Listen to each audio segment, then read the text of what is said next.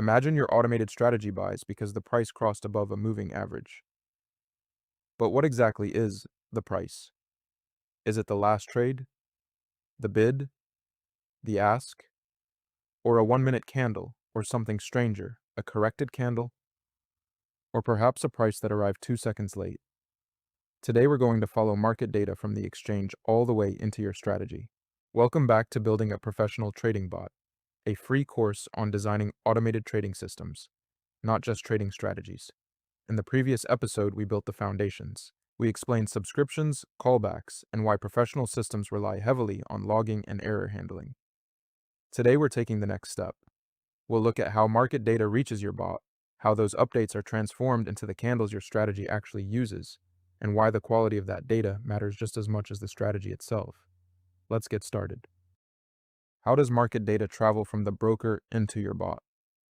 Every decision your trading system makes starts with market data. Your broker doesn't invent prices. It receives them from one or more exchanges and forwards them through the API. Your system simply listens. And when the doorbell rings, the callback function will answer. Last episode, we introduced subscriptions and callbacks. Today, we'll see the most important callback of them all, the market data callback. A well-designed automated trading system has a market data callback whose responsibility is actually quite simple. It receives incoming market data and stores it safely. It doesn't update indicators, it doesn't generate signals, and it certainly doesn't execute trades. Think of the callback as the hallway of your house. A delivery arrives, you open the door, you receive the package, and you move it further into the house. That's all. The callback isn't the brain of your trading system, it's the front door. A callback should remain small. Its job isn't to make trading decisions. Its job is to perform one specific task, and perform it well. In this case, that task is receiving market data safely and passing it on to the rest of the system. That distinction becomes increasingly important as hundreds, or even thousands of market updates begin arriving every second. It is important to realize that the callback isn't saying, "Here is your perfect dataset, ready for your strategy." Instead, it's saying, "Here is another piece of market information." Most strategies don't make trading decisions on every individual trade. Instead, we transform that continuous stream of market information into a representation that's easier to analyze. 1 minute bars, or candles, as most traders know them, are probably the most familiar example. We take all the individual trades that occurred during 1 minute and summarize them into a single bar containing the open, high, low, close, and often the volume, together with a timestamp. The result is an OHLCV bar, which provides a much cleaner representation of what happened during that minute. 1 minute bars are perhaps the most popular way to organize market data, but they're certainly not the only possibility. Because remember, the callback delivers information. How you choose to organize that information is entirely up to your trading system. The market data information arrives, but the information isn't useful yet. Now we organize the information the way we want it to be.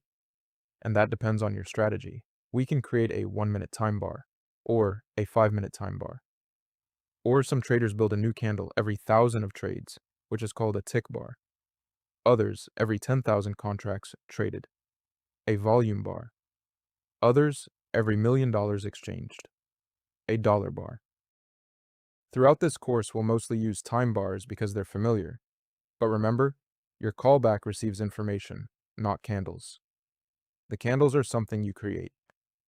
Retail platforms often make it look as though candles simply exist.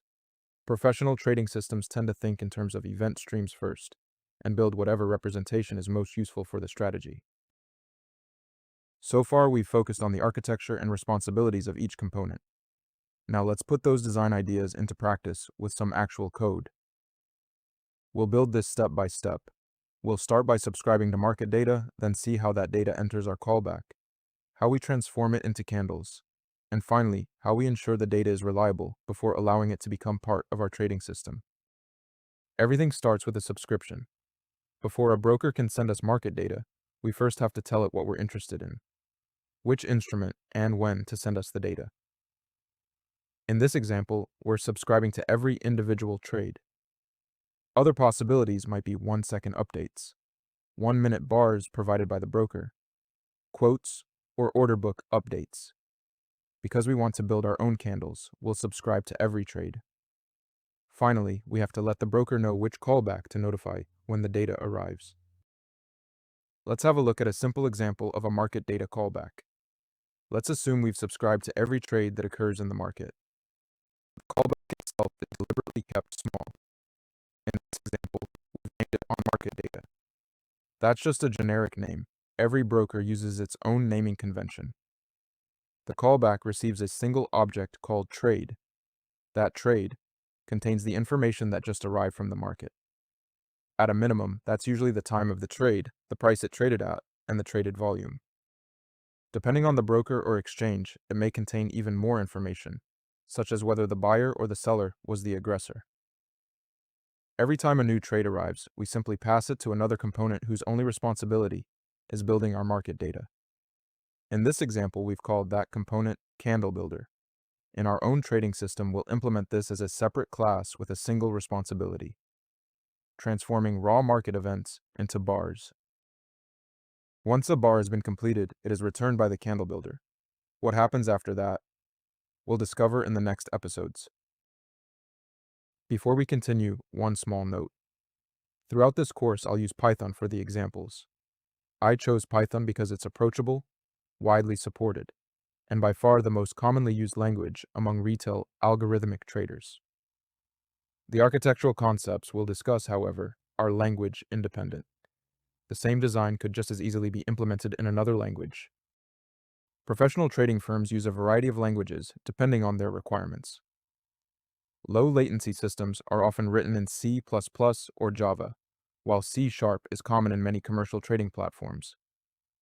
The architecture we're building applies equally well, regardless of the language.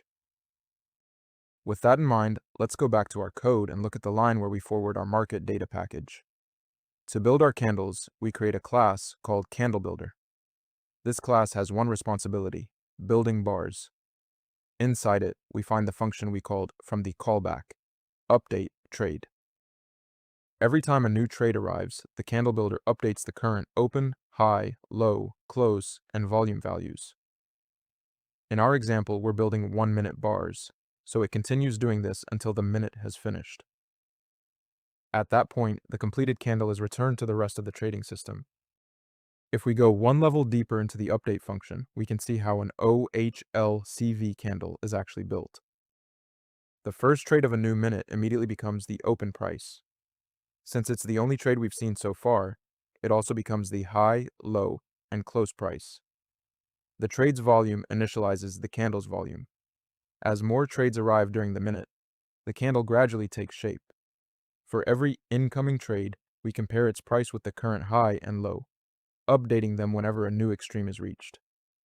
The close is simply replaced with the latest trade price, while the volume keeps accumulating as more trades occur. Finally, we check whether the current minute has ended. If it has, we return the completed candle, clear our values, and immediately start building the next one from the following trade. Now, at first glance, this looks straightforward. A trade arrives, we update the candle, and eventually we return a completed bar.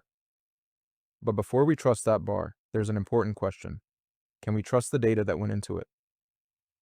Unfortunately, market data isn't perfect. Sometimes data arrives late. Sometimes the same update arrives twice.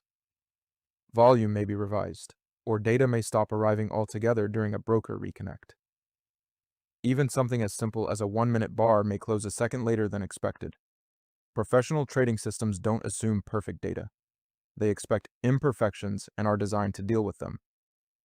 Instead of breaking, they simply adapt to the new information. Never assume reality is perfect.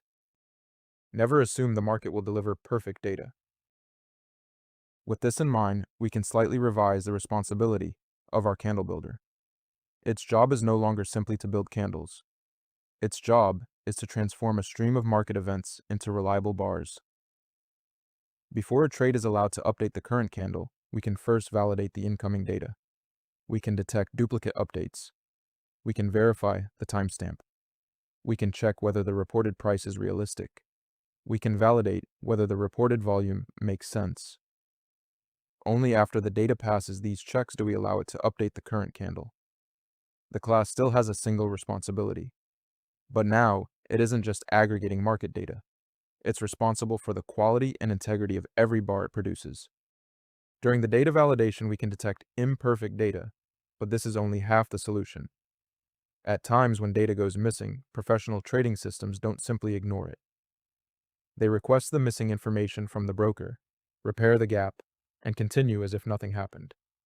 But that mechanism we will build later in this series. And that's a wrap for episode 2. Hopefully, you now have a much better understanding of how market data enters a professional trading system, why callbacks should remain small and focused, and how individual trades can be transformed into reliable OHLCV bars.